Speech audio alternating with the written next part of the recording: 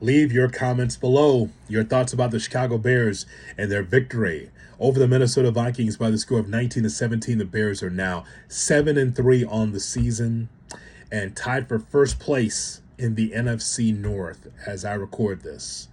It is amazing to watch the Chicago Bears for the fifth time this season, with 2 minutes left in the game or less, pull it out of the fire and be able to win a football game. 7-3. Imagine if the Bears are 3-7. We have a number of teams in the league that only have 3 wins, thinking about the draft. But the Bears aren't thinking about the draft. The Bears are thinking about how they can get momentum even from Sunday's game against the Vikings, in a game in which it wasn't just about the quarterback. It wasn't about a wide receiver. It's not about a running back. It's not about a linebacker or a defensive lineman.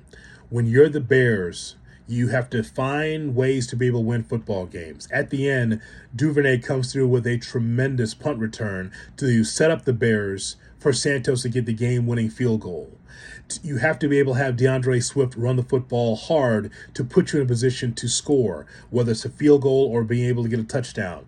The 140 yards rushing for the Chicago Bears, 90 of it came from DeAndre Swift. Kyle Monangai got into the end zone, 12 carries good for 23 yards, a hard 23 yards, and sometimes stonewalled by the Vikings defense, but he got into the end zone for a touchdown that helped the Chicago Bears.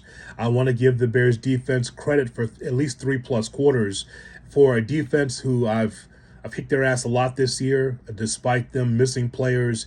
The defense will always tell you, oh, we got more than enough, we're good. And for 3 quarters, they did a great job against the Vikings offense until 14 points were scored by the Vikings, and the Bears had to pull out that game at the end. But this was a tale of the Chicago Bears having special teams come through with Duvernay, with the kicking ability of Santos, with the running ability of the guys I just mentioned, and then the Komets and the Adunzes and the Lovelands and the Burdens, those guys being able to just get the ball down the field. Once again, it was a case of the Bears needed 7s more than 3s. And so if the Bears are going to continue this momentum, you've got to be able to get your points. And Caleb Williams knows that. Ben Johnson knows that as well.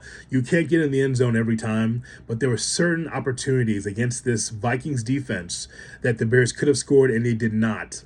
They settled for a punt or settled for 3. And I thought that Brian Flores, the defensive coordinator for the Vikings, they dialed up the blitz pretty good, and Williams handled the pressure pretty well. Williams was sacked twice because no one holds the ball longer than he does.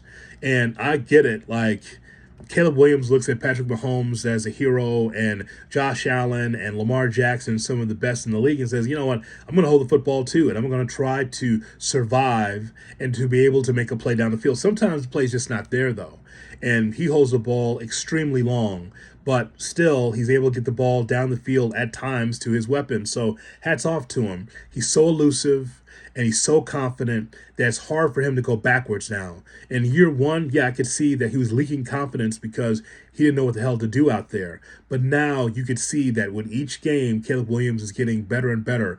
It's not even about numbers. It's about knowing that in a tight situation on 2nd and 3rd down, he knows where to put it. He can't help the drops. Okay, like DJ Moore dropped a key football. Luther Burden dropped a ball as well. But you could see that he's elevating as far as confidence is concerned.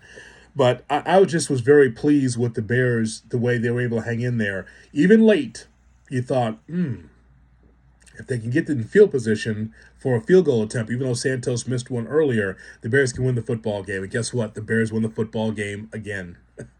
They win against the Vikings 19-17. So I want to get your thoughts below about the Chicago Bears. You can call them lucky, fortunate, fortuitous, whatever. Like, you know how hard it is to win in this league? Like, whether or not you believe or what's happening or not, they are 7-3, and that is real.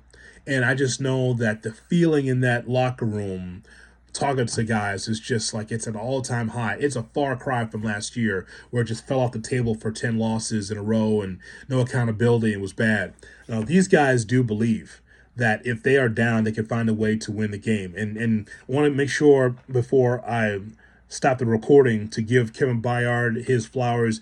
Nashawn Wright, who may not be great, and it may not even be good, but he just had a key interception, climbing the ladder, getting that INT. Byard is a ball hog, so I love seeing that, the way he was able to get the interception. So, hats off to the Bears that they win the ball game over the Minnesota Vikings 19-17. So now on to the Steelers. Maybe the Rogerless Steelers. We'll find out. But the point is 7-3, going in the right direction. First place. I'll take that more times than anything else as the Bears continue to stack wins and momentum. Bear down. Bear down, bear down, bear down.